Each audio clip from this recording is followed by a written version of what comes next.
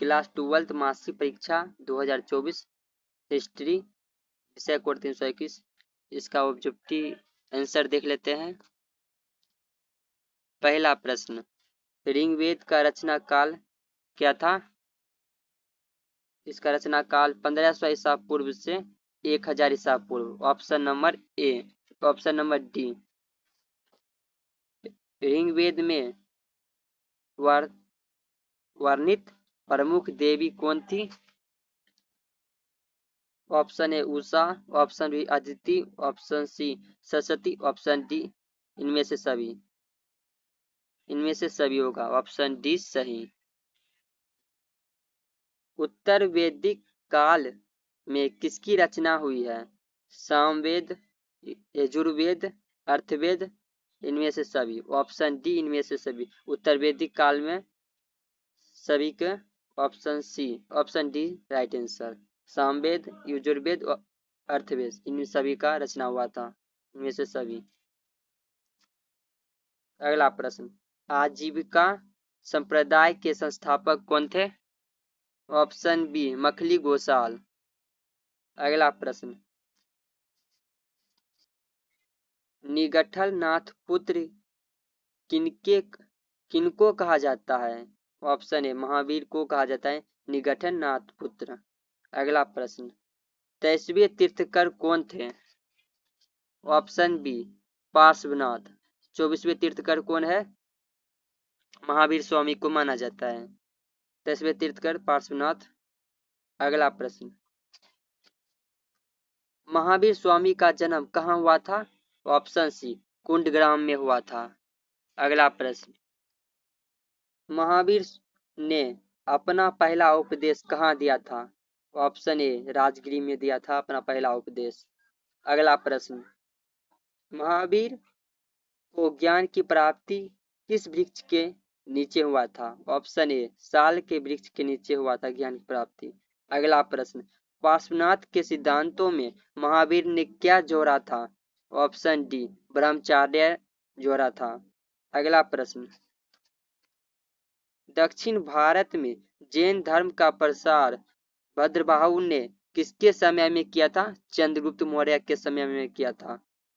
अगला प्रश्न, वल्लभी की जैन सभा में जैन धर्म के मूल ग्रंथ को किस भाषा में लिपिबद्ध किया गया है? प्राकृतिक भाषा में। Option B. उत्तराध्ययन सूत्र का संबंध किस धर्म से है? जैन धर्म से। ऑप्शन नंबर ए। अगला प्रश्न, प्रथम जैन परिषद किस शासक के संरक्षण में आयोजित की गई थी? Chandragupta Maurya. Option number D. अगला प्रश्न, गौतम बुद्ध का मूल नाम क्या था? गौतम बुद्ध का मूल नाम सिद्धांत था। Option A. अगला प्रश्न, गौतम बुद्ध को ज्ञान की प्राप्ति कितने वर्ष की आयु में हुई थी?